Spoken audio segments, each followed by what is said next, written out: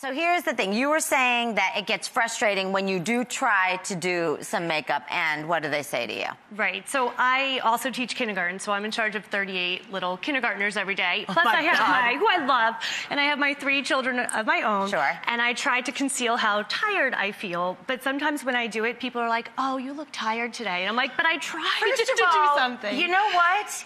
I don't know who raises those people who say that, but it is the meanest thing in the world. You don't tell anyone, man or woman, young or old, you look tired. Keep it to yourself. Thank you. Yes! That's tip number 1.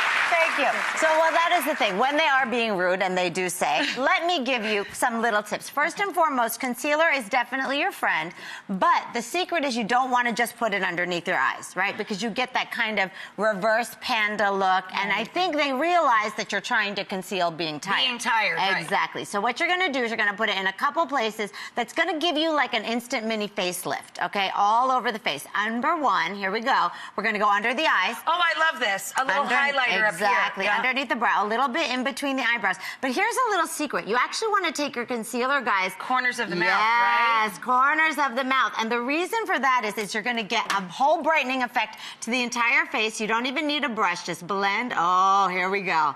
It's happening, goods. Take it, and it's literally just going to lift everything up. And when you put the brightening around the mouth, it actually makes you look happier. It makes you look like your mouth is curling up instead of down, right?